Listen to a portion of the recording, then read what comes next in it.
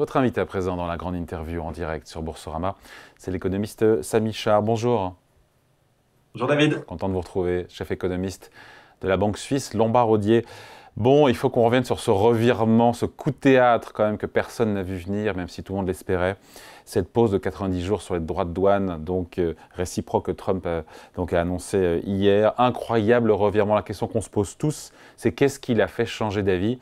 Et si j'ai bien compris, c'est pas tellement l'évolution des actions et de Wall Street, c'est le marché des obligations, le marché des taux souverains américains, le crédit comme on dit. Il a dit, il a reconnu qu'il regardait le marché de la dette américaine et c'est vrai qu'il se passait des choses sur le marché américain de la dette avec des taux d'intérêt qui remontaient en flèche. Oui, c'est vrai David. Il y a des signes de stress financier qui commençaient à émerger.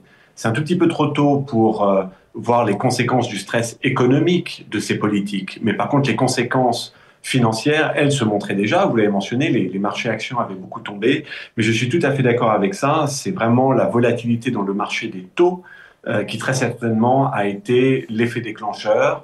Je pense pour Donald Trump lui-même, mais également pour son secrétaire au Trésor, Scott Bessent, qui, et je vous le rappelle, est anciennement un gérant de hedge fund dans les années 90, qui a dû profiter et qui a profité un peu de la crise de la devise et des taux britanniques. Donc ça, c'était un signal très très fort. Ça montre quand même que malgré tout, cette administration américaine n'est pas insensible à tout. Il y a des forces de rappel et le marché finalement a été une force de rappel, peut-être pas le marché action, mais très certainement le marché obligataire. Donc dans ce bras de fer, c'est la question qu'on se posait d'ailleurs hier quand on a fait l'émission, on se disait tiens, dans ce bras de fer entre Trump et les marchés, qui va l'emporter? Ce sont donc les marchés, en tout cas pour une première manche, vous êtes d'accord? Et notamment parce qu'il y a eu cette défiance croissante vis-à-vis de cette dette américaine. C'est ça qui a pesé lourd dans ce volte-face, encore une fois, de Trump. On pensait que ce serait le marché action, on voyait bien que ce n'était pas le cas. Et c'est vrai qu'il disait souvent, mais moi, les taux d'intérêt, ils sont bas. C'est vrai qu'ils avaient beaucoup baissé. Après l'annonce des droits de douane réciproques, on était descendu à 3,90% sur le 10 ans américain. Donald Trump disait, regardez, les Américains vont se financer moins cher, mainstream va se financer moins cher, sauf que les taux à 10 ans américains ont pris 60 points de base en quelques jours. Et là, apparemment, autour de lui, on lui a dit, attention, là, ça devient dangereux. Oui, David, c'est toujours les marchés qui gagnent. Quand on parle de volatilité de marché, c'est une chose. Mais quand on parle de dislocation financière, notamment sur les marchés d'échange et les marchés des taux, euh, ça vous fait réagir très vite. Parce que très, très, très rapidement, quand on a ce genre de dislocation, la machine casse immédiatement. On n'a pas du tout le temps d'attendre. Tous les acteurs économiques et les acteurs financiers qui ont un peu de dette vont immédiatement souffrir sur leur compte de résultats et leur bilan. C'est très, très immédiat. Et évidemment, pour la balance des paiements d'un pays, lorsqu'on a des dislocations sur le marché des changes également, ça amène une réaction très brutale. On avait vu ça au moment de l'éphémère gouvernement Liz Truss au Royaume-Uni il y a quelques années, quand elle avait amené une politique économique pas très convaincante. Et là c'est venu à nouveau. Donc encore une fois, il y a une différence entre la volatilité de marché et des vraies dislocations financières. Mm. On commençait à voir des signes de dislocation apparaître et ça fait réagir immédiatement. Sinon, les conséquences sont tout simplement trop terribles à gérer. Il paraît que beaucoup de hedge funds étaient en difficulté parce que du fait de cette hyper volatilité, on est monté jusqu'à 60-70% sur le VIX. Certains hedge funds devaient vendre et donc vendre tout et n'importe quoi. C'est Oui, vrai c'est ce qu'on ça? appelle le basis trade, David. Donc, les hedge funds jouaient un arbitrage entre la courbe actuelle et la courbe future. Et au fait, comme l'écart de rendement entre ces deux courbes est très, très, très, très maigre, hein, les marchés ont quand même une efficience minimum, donc c'était déjà arbitragé en quelque sorte. Donc cet écart était extrêmement fin. Et donc pour essayer de gagner de l'argent dessus, ces positions étaient vraiment leveragées. Donc il y avait un effet de levier pour bénéficier d'un écart tout petit. Et donc évidemment, quand il y a eu une première dislocation, il a fallu que ces fonds spéculatifs débouclent leur position et leur positionnement qui étaient sous effet de levier. Et donc très très très vite, on a senti un stress monter. Il a fallu réagir vite. Et ça explique certainement pourquoi cette administration, ça explique le timing, en fait, pourquoi c'est venu si vite en quelque sorte. Le sentiment, c'est qu'il y a d'autres variables explicatives. Cette administration, elle n'est pas insensible à d'autres facteurs. La perspective des élections de mi-mandat, le risque sur l'emploi, ses amis Oui, entrepreneurs bien qui sûr, l'ont mais quand même prévenu. en 24 heures, Mais en ça, c'est le quelques heures, facteur le qui explique revirement à pourquoi c'est 180 maintenant. degrés en quelques heures, il est quand même incroyable, hein. Absolument, et je crois que c'est cette volatilité sur le marché des taux et ces premiers signes de dislocation financière qui l'expliquent. Mais objectivement, ça serait venu à un moment ou à un autre. Son entourage a joué, parce que Scott Bessent, secrétaire au Trésor, effectivement ancien patron d'un hedge fund, mais il y a aussi Jamie Dimon, le patron de JP Morgan. Je sais que leur relation a été compliquée, mais il est respecté. C'est un des patrons américains de banque voilà, les plus écoutés. Et ça a pu peser, le fait qu'il dit attention, il va y avoir plus de croissance, moins de croissance aux États-Unis, plus d'inflation, etc., etc. Oui, encore une fois, je pense que cette administration n'est pas insensible à un certain nombre de facteurs. Le facteur immédiat, c'était la dislocation de marché. Mais encore une fois, il y a des élections de mi-mandat quand même à gagner. Rentrer dans ces élections de mi-mandat avec un risque sur le chômage et un risque d'avoir des Américains qui perdent leur boulot, ça n'aurait pas forcément été une stratégie gagnante.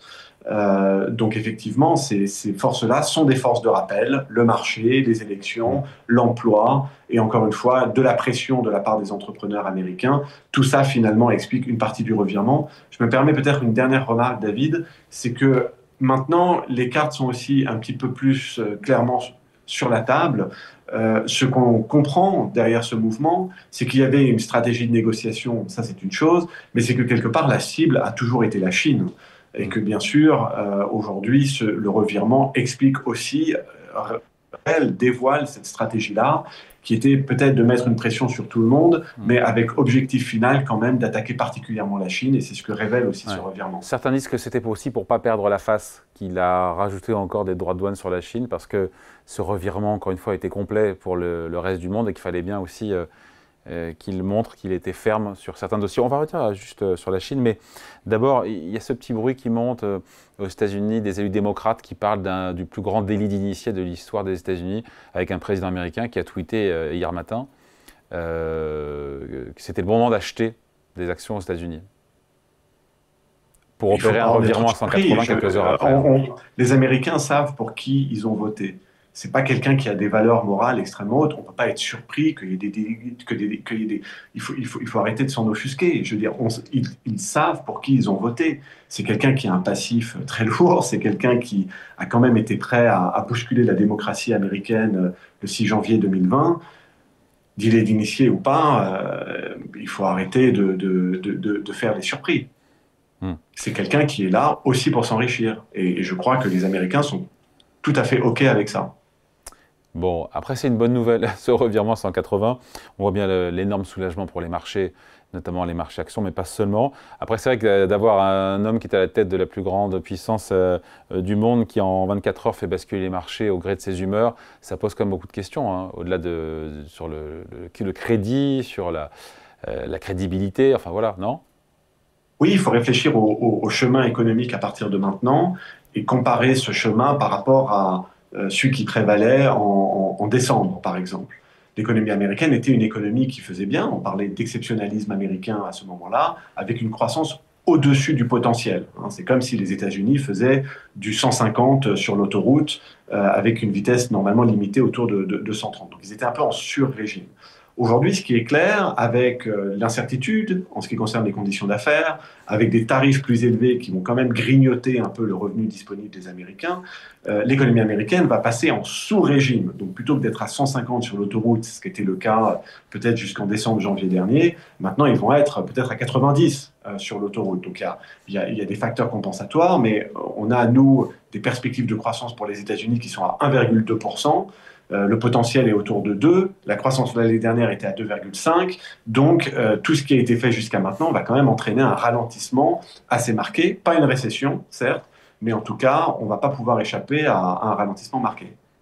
Cette pause sur les droits de douane, on se dit quoi? On se dit que c'est 90 jours, c'est annoncé comme temporaire parce qu'il y a cette volonté de négocier, ou est-ce que c'est vraiment fini des grosses surtaxes douanières de Trump? Est-ce qu'il y a un tournant dans le virage protectionniste? Il y aura peut-être des menaces encore, mais le sentiment quand même, c'est que cette histoire est derrière. En revanche, elle va rester pour la Chine. Donc on va être dans un monde assez étrange à partir de maintenant, avec un jeu de dupes au niveau du commerce mondial qui va être intéressant à constater. Évidemment que les Chinois vont essayer de faire passer beaucoup de biens par d'autres juridictions, le Vietnam, etc. Les Américains vont surveiller ça, mais ce sera quand même assez difficile à contrôler.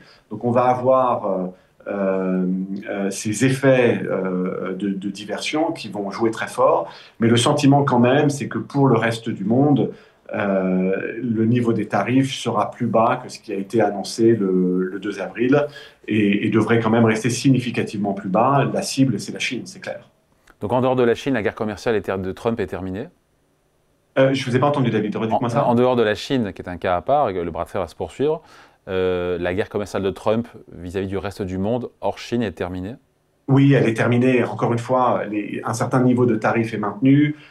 Il continuera d'essayer d'obtenir que tous les autres partenaires achètent plus américains. Il s'avère que tous les autres partenaires ont aussi besoin d'acheter plus américains. Les Européens ont besoin de défense, ont besoin d'énergie, ont besoin de technologie américaine. Donc ils vont de toute façon acheter un peu américain. Mais je pense que la grosse partie de l'agression commerciale pour le reste du monde est effectivement derrière, même si tout le monde termine quand même avec des niveaux de tarifs un peu plus élevés, ce qui va ni faire du bien au reste du monde, ni faire du bien aux consommateurs américains. Donc il n'aura pas ces 600 à 700 milliards de dollars de recettes liées aux droits de douane par an, Donald Trump? C'est fini aussi, ça? Je pense qu'il ne les aura pas, et en plus, il aura moins de recettes que prévu, parce qu'il a une croissance qui est moins forte que prévu.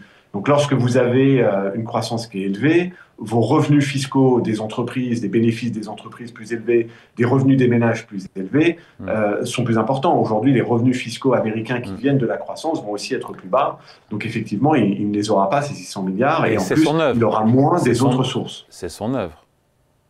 Absolument que c'est son œuvre. Ouais. Aujourd'hui, les droits de douane, juste, Samy, donc il reste quoi? Il reste 10%, là il reste 25% sur l'acier, l'aluminium, sur les bagnoles de mémoire. On met la Chine de côté, mais maintenant c'est quoi? C'est 10%, c'est tout? 13,5%. Pour être exact, si on prend les éléments sectoriels, si on prend tout ce qui est annoncé, et je dirais que dans ces 13,5%, on met nous 64% sur la Chine. Donc le sentiment, c'est que les 120%, 125% qu'on a aujourd'hui sur la Chine vont quand même être ramenés vers ce qu'étaient les promesses de campagne, c'est 65%, 64%, et tout ça nous amènerait à 13,5%. Et 13,5% par rapport à l'avant Trump? On était sous les 2%. Donc on se dit quoi? Passer de 2 à 13, c'est pas rien non plus, hein. On se dit que ça va générer une inflation aux États-Unis qui va revenir vers les 3,5%. Par rapport aux 2,5 où on est aujourd'hui, donc c'est quand même considérable, sachant que les ménages américains ont une croissance salariale autour de 4. Donc vous voyez que ça va gommer temporairement une bonne partie de la croissance salariale pour les ménages américains sur les 12-18 prochains mois, et ça explique pourquoi l'économie américaine va aussi ralentir, le fameux 90 sur l'autoroute plutôt que le 150 qu'on avait l'année dernière. Les 3,5% d'inflation aux États-Unis, c'est dès cette année ou c'est l'année prochaine? Ça grignote entre les deux. Ça va commencer dans la deuxième partie de cette année-là, au troisième trimestre, et puis ça va se terminer à peu près au deuxième trimestre 2026. Donc c'est à cheval entre les 2 années. Avant de se quitter, un petit mot de Jérôme Powell et de la Fed. Il doit se dire quoi, Jérôme Powell, là, quand il assiste à ça? Ça lui retire de la pression? Il n'a pas un boulot facile. Je dirais 2 choses. Je dirais que dans le scénario actuel, où on évite la récession, mais on a quand même une bosse d'inflation qui vient de ces tarifs, le sentiment, c'est que Jérôme Powell va en faire le moins possible. D'un côté, il sait qu'il va avoir un peu plus d'inflation temporairement, et de l'autre, il sait qu'il a quand même un risque sur l'emploi américain, donc il va essayer de rester aussi neutre que possible. Je pense que le niveau neutre pour les taux américains, c'est entre 3,5 et 4. J'aime bien l'idée d'un 3,75, donc il y a 3 baisses de taux cette année, mais en gros, il ne fait pas grand-chose, c'est-à-dire il ne s'engage pas, il ne monte pas les taux, il ne baisse pas drastiquement les taux. Il atterrit simplement à son niveau neutre, qui est ce fameux 3,75. Si les choses se détériorent, c'est-à-dire si on a beaucoup plus d'inflation aux États-Unis que ce dont on vient de discuter, David, ou si on a un chômage qui est beaucoup plus élevé, mon sentiment, c'est qu'entre l'inflation et le chômage, aux États-Unis, le choix est vite fait. Le chômage. On cherche à défendre l'emploi. On est aux États-Unis, on n'est pas en Europe. L'emploi, c'est sacré, les jobs, c'est sacré aux États-Unis. Et s'il fallait choisir entre les 2 composantes de son mandat, inflation ou emploi, je pense que Jérôme Powell sauverait l'emploi, même si ça voudrait dire un peu plus d'inflation. Allez, merci beaucoup. Toujours passionnant de discuter avec vous. Samy Char, chef économiste de Lombard Odier. À bientôt. Invité de la grande interview en direct sur Boursorama. Merci, à bientôt. Salut. À bientôt. Ciao, David.